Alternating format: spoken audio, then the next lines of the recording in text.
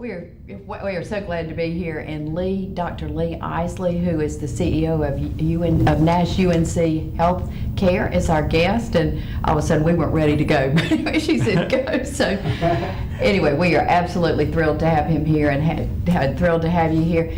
Dr. Isley, I want to say up front, our community is so grateful. I think if all of us take a breath and think how fortunate we are through this entire unexpected pandemic to have the team of healthcare professionals right there, always ready to receive us, well prepared, and we'll talk about that. The caliber of the skill sets that are there that we have right in our community, as you and I have talked about before, world-class service with a hometown feel.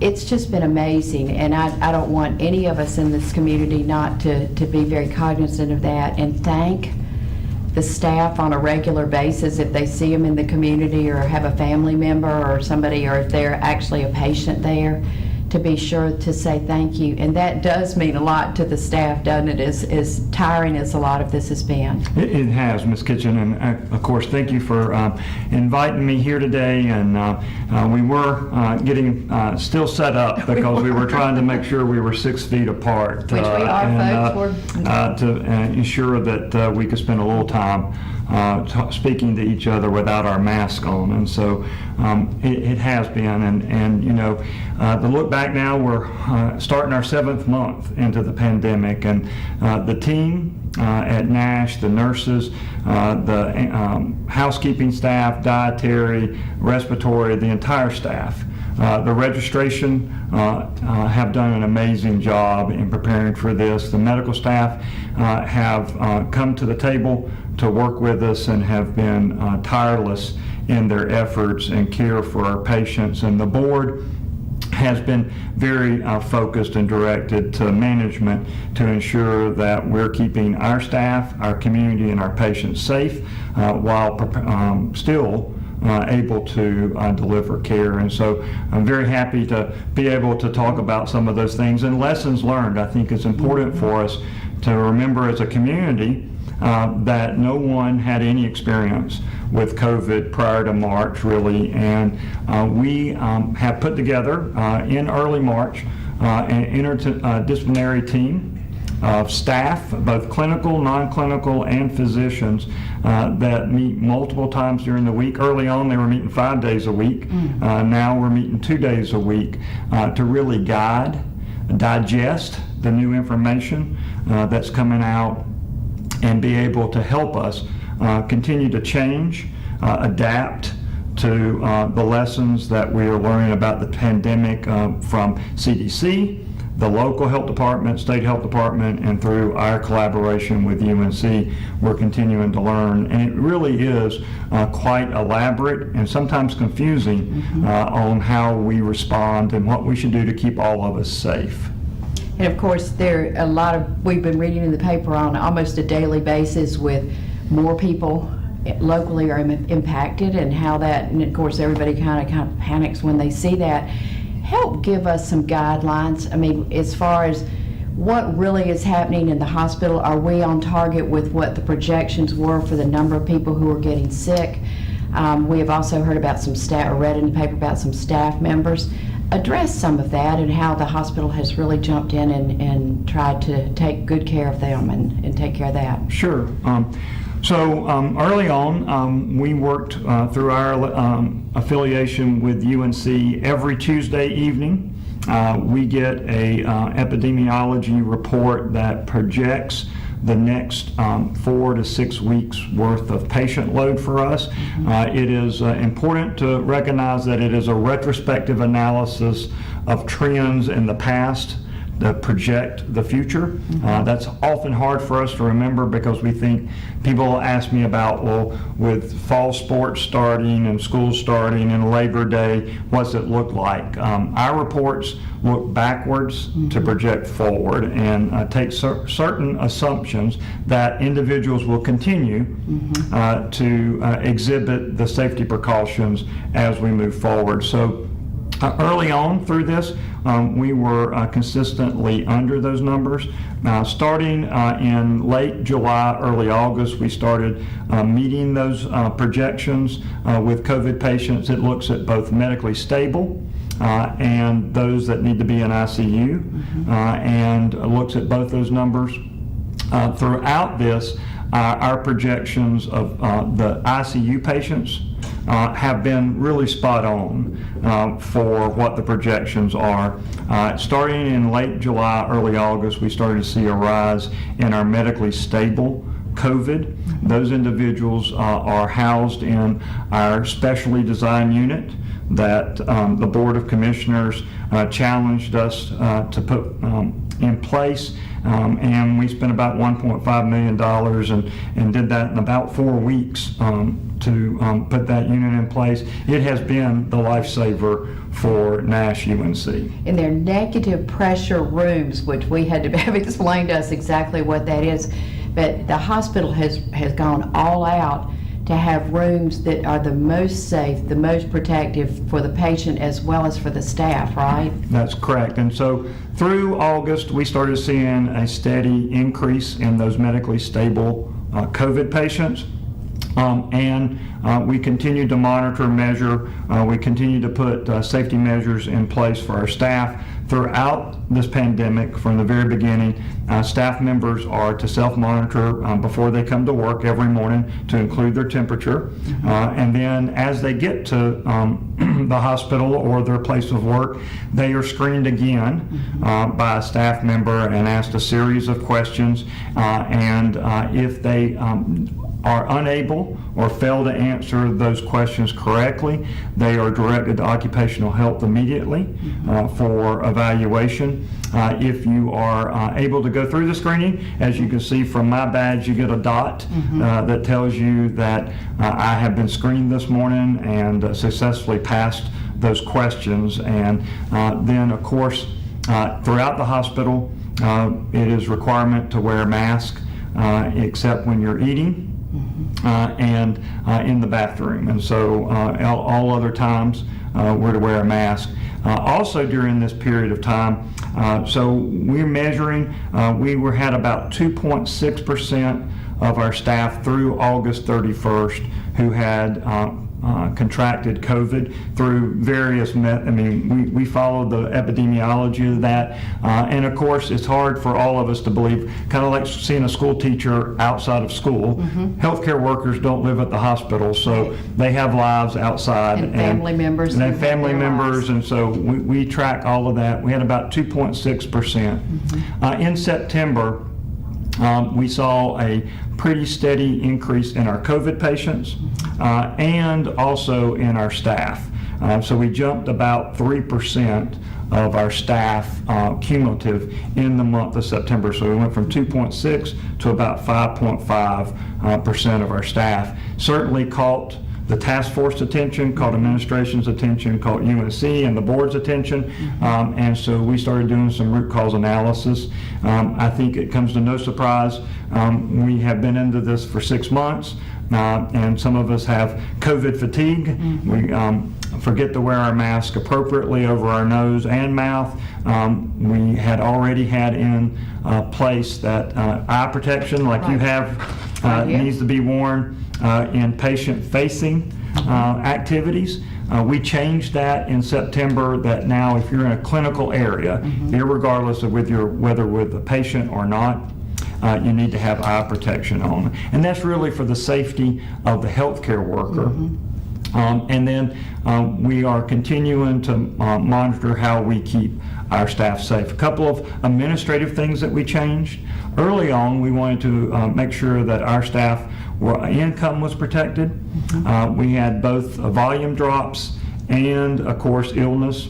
And so we decided to let them go 120 hours negative on their PTO, so their personal time off, so that they could get a paycheck. In the month of September, we changed that. We still allow the 120 hours negative, but we're now paying up to 80 hours. Just like 2 weeks. 2 weeks, which is typically the quarantine period if you test positive. And among the things that have been changed are like in the staff room, the lounge, It's very limited how many people can be in there. You have to wear all the protection when you're in there except when you're eating. Yeah, so what we realized was that understandably, staff were going and doing shift change and patient handoffs in the break room. They were eating in the break room, taking a break in the break room. And although we had continued to educate about 6 feet apart, over time, 6 feet becomes closer and closer and closer. So we actually went around and did a formal square footage evaluation, and now all break rooms have a maximum occupant level posted, and they can't have more than what the square footage would allow. So that was one of the changes that we made as well in the month of September. The other change that the task force started to evaluate and has made a change to not only the PTO paying for the 2 weeks that you have to quarantine, but we also worked with UNC and our vendors to be able to start testing asymptomatic staff members. So staff members who aren't exhibiting symptoms but would like to be tested. We've now put that in place and started in early October with that.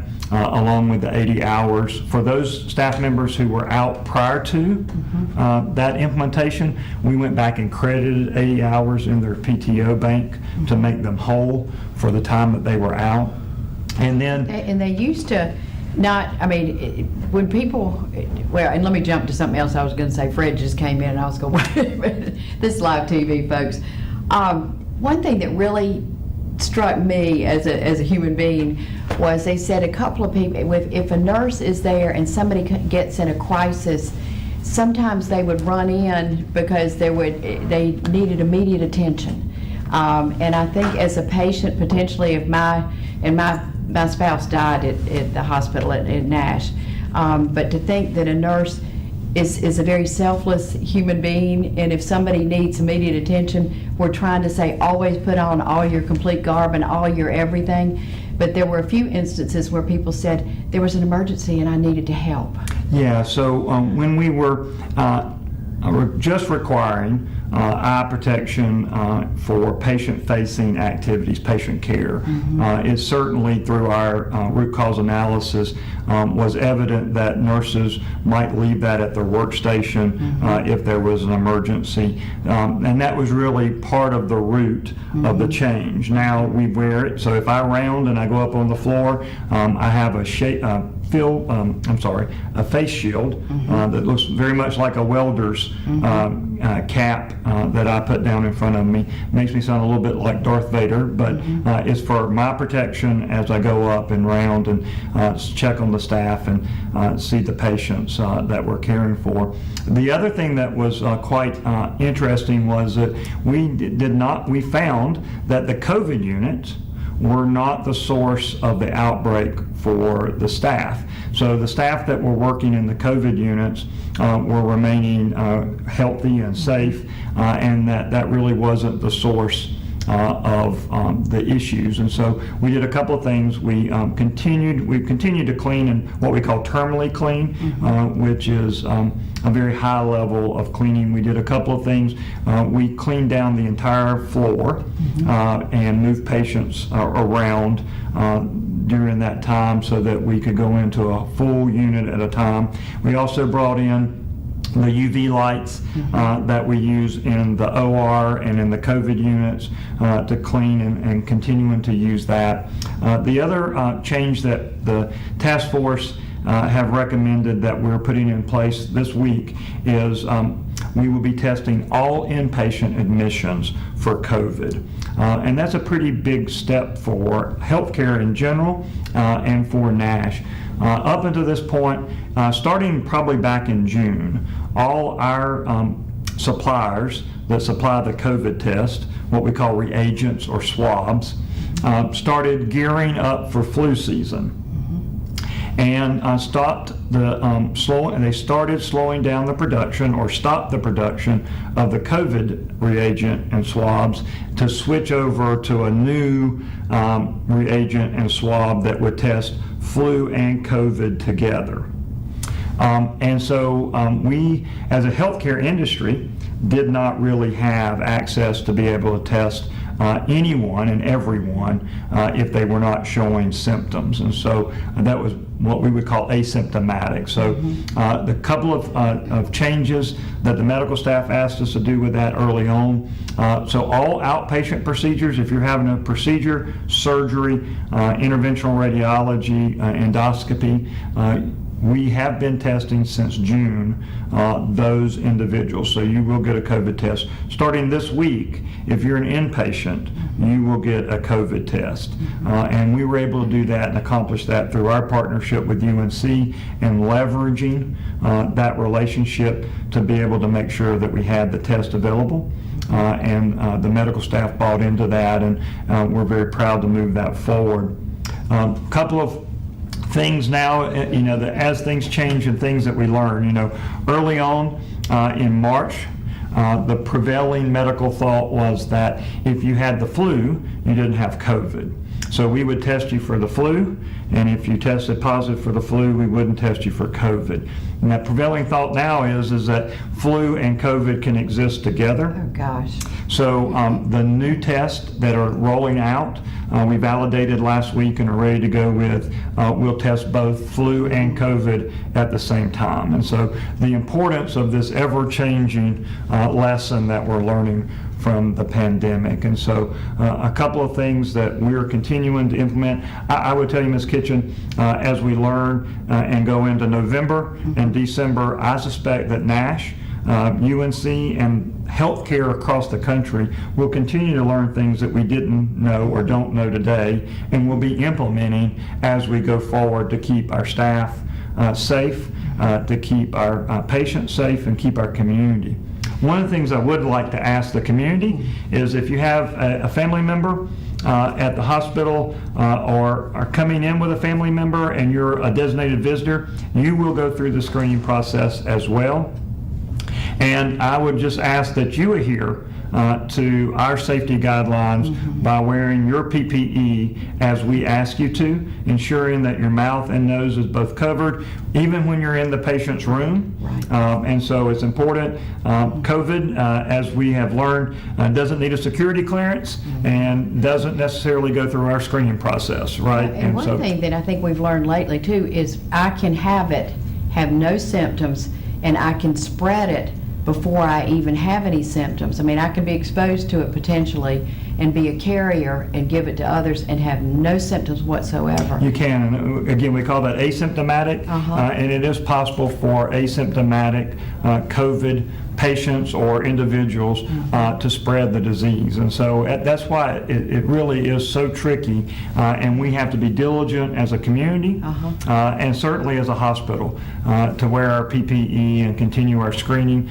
We're continuing to enhance. We have not implemented yet, but we are working to implement new temperature screens for our staff as they come in. It looks like an iPad, and so we're in the process of purchasing several of those so that not only is the staff member taking their temperature at home, but they're also getting it taken here. So that's an example of how we continue to enhance our surveillance of this as we continue to move forward. It's a moving target, isn't it? It always is, but most things in healthcare are.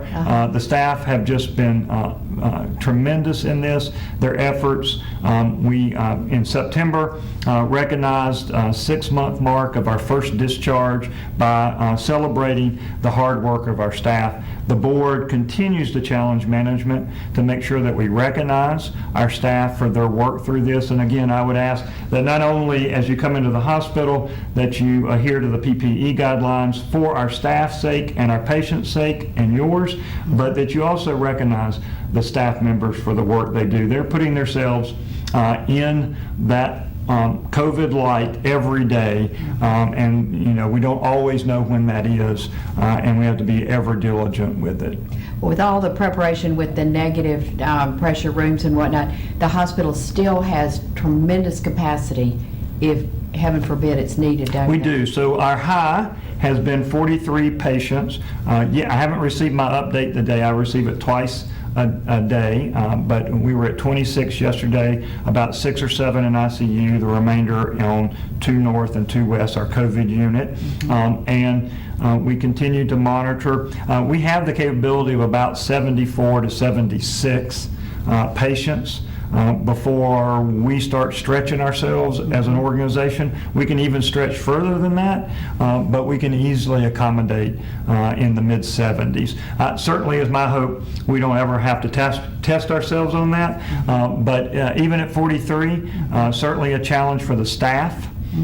For their diligence, but from a capacity standpoint, well within our capabilities. And we really do need everybody at home, if you go visit somebody at the hospital, keep your mask on, stay covered the whole time you're there, because I could have it right now. That's one reason we're 6 feet apart, and you could too. And we have no symptoms, don't have any idea, but we could be contagious. That's right. And Ms. Kitchen, I certainly appreciate you allowing me to come here and talk about the work of the task force and the good work that's going on at the hospital and how we're trying to continue to be mindful of our staff safety, their protection, both their paychecks and their health as we move forward, and certainly our first thought and efforts are towards our patients and our community. Well, and I mentioned to the COO, Dr. Crystal Hayden, when I interviewed her not too long ago, I go in the hospital regularly because I have the pleasure of serving on your board, but I always adhere to everything and get checked going in.